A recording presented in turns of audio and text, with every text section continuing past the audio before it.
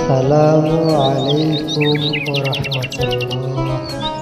আল্লাহু তাআলা আনহুকে দেখে হযরত ওমর একদিন বলছিলেন, খাব্বাব, তোমার পিঠে এত গর্ত কেন? এত গর্তওয়ালা পিঠ আর এত চিকুন কোমর আমি তো জীবনেও দেখিনি। হযরতে খাব্বাব বলেছেন, ওমর জানো না, ইসলাম কবুল করার অপরাধে, কালেমা পড়ার অপরাধে কাফির বেঈমানেরা আমাকে মারধর করেছে। যখন আমি তাদের মারে কালেমা ছাড়ি নাই, তখন আগুন জ্বালায়া আগুনের আংটার উপরে, আংটা আগুনের উপরে আমাকে চিৎ করে শোয়ায়া আমি যেন নড়াচড়া করতে না পারি, সেজন্য আমার বুকের উপরে পাথর চাপা দিয়া রেখেছে। আগুনে গোশত পুড়ে পুড়ে আগুন ভিতরে ঢুকেছে, গায়ের রক্ত আর চর্বি গলে গলে পড়ে আগুনগুলো নিভেছে। ওই পিঠে যে গর্ত হয়েছে আজও পর্যন্ত সেই গর্ত মিটে যায় নাই। হযরত খাব্বাব রাদিয়াল্লাহু তাআলা আনহু বলছেন, বুখারী শরীফে হাদিসে ভাবে এসেছে, ওয়ান খাব্বাব বিন আরিত রাদিয়াল্লাহু তাআলা আনহু আন্নাহু ক্বাল শাকাউনা ইলা রাসূলিল্লাহি সাল্লাল্লাহু আলাইহি ওয়াসাল্লাম ওয়া হুয়া মুতাওয়াসসাদুন বুরদাতুন লাহু ফি জিল্লিল কাবা। আমি গেলাম রাসূলুল্লাহর কাছে, যে দেখি হুজুর বাইতুল্লাহ শরীফের ছায়ায় আরাম ফরমাচ্ছেন। আমি কাছে গিয়ে বললাম, আলা তাস্তানসিরু লানা আলা তাদউ লানা ইয়া রাসূলুল্লাহ, হে রাসূল, আপনি কি আমাদের জন্য দোয়া করবেন না? আপনি কি আমাদের জন্য আল্লাহর কাছে সাহায্য প্রার্থনা করবেন না? মার খেয়ে খেয়ে তো শেষ হয়ে গেলাম। শুনতেছেন আপনারা? আল্লাহর নবী উঠে বসলেন, বললেন, খাব্বাব শোনো, তোমাদের আগে যারা এই পৃথিবীতে এসেছিলেন দ্বীনের দাওয়াত দেওয়ার জন্য, সমকালীন রাষ্ট্র শক্তি তাদেরকে ধরতো, ফায়ুখাজুর রাজুলু ফায়ুহফারু লাহু ফিল আরদ, তার জন্য তারে ধরে নিয়া মাটির মধ্যে গর্ত করত, ফায়ুজআলু ফিহা, এরপরে সেই গর্তের ভিতরে তাকে কোমর পর্যন্ত গেড়ে দিত। সুম্মা ইউতা বিল মানশার, এরপরে করাত আনা হতো, ফায়ুদাউ আলা রাসিহি, এরপরে করাতটা মাথার উপরে রাখা হতো, ফায়ুজআলু নিসফাইন, এরপরে করাত দিয়া চিরে চিরে জীবিত মানুষটাকে দ্বিখণ্ডিত করে ফেলে দিত। মা ইয়াসুদ্দুহু যালিকা আন দীনি, এত কষ্ট দেওয়ার পরেও, এত জুলুম করার পরেও দ্বীনের দায়ীদেরকে এক চুল পরিমাণ আল্লাহর রাস্তা থেকে তারা সরাই দিতে পারে নাই।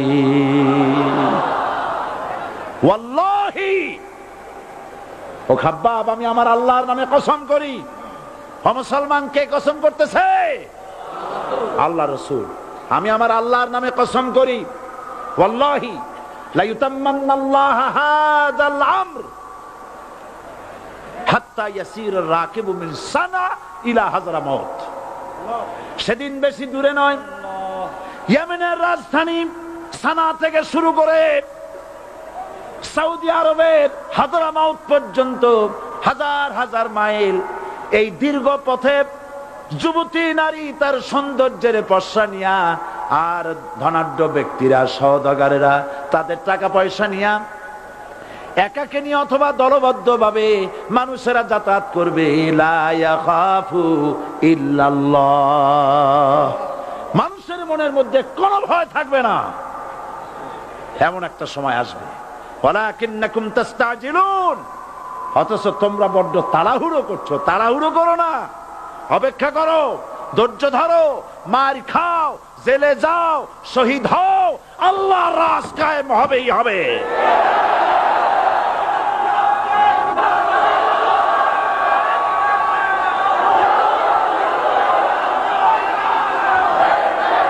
বিল্ডিং থেকে শিক্ষা গ্রহণ করুন।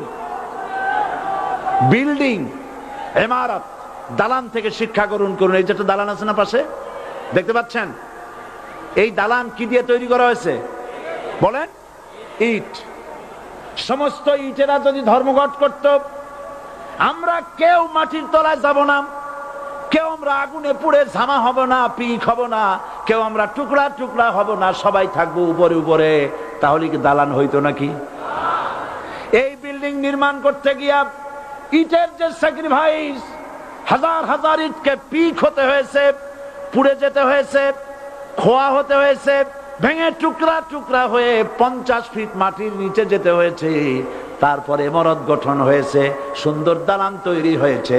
যারা ইসলামী শাসন চান, আল্লাহর দ্বীনকে বিজয়ী দেখতে চান, তাদেরকে অসংখ্য মানুষকে পোড়াইটের মতো জেলখানায় পুড়ে পুড়ে মরতে হবে, অসংখ্য মানুষকে ফাঁসির কাস্টে ঝুলতে হবে, গায়ের রক্ত দিতে হবে, শহীদ হতে হবে, তারপরে ইসলামের ইমারতটা কায়েম হয়ে যাবে।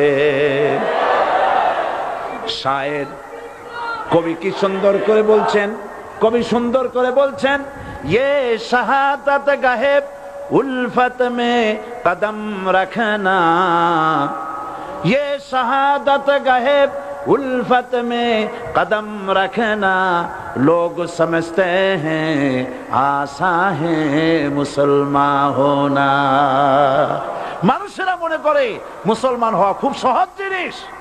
না, মুসলমান হওয়ার অর্থ হলো শাহাদাতের ঈদগাহে শামিল হয়ে যাওয়া।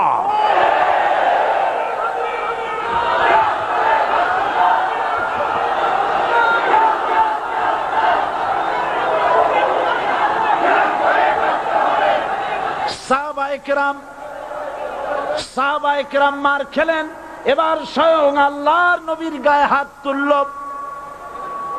আবু জাহেল এসে হুজুরকে মারলেন, গলায় চাদর দিয়া এমন জোরে টান মেরেছে, রাসূলুল্লাহ পড়ে গিয়েছেন। হাদিসে এসেছে হুজুরের চোখ মোবারক ঠিকরে পড়ে যেতেছে, চেহারা মোবারক লাল হয়ে গিয়েছে, জমিনের উপর আছাড় মেরে ফেলেছে। রাসূলের এই অবস্থা দেখে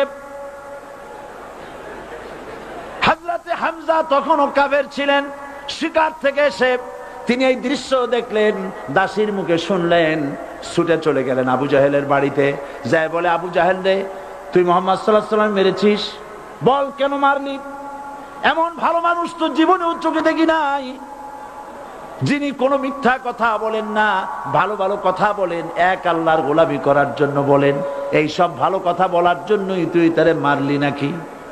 আরে আবু জাহেল, তুই কি মনে করেছিস মুহাম্মদ সাল্লাল্লাহু আলাইহি ওয়াসাল্লাম তার পিতা আব্দুল্লাহ মারা গেছে বলে মুহাম্মদ সাল্লাল্লাহু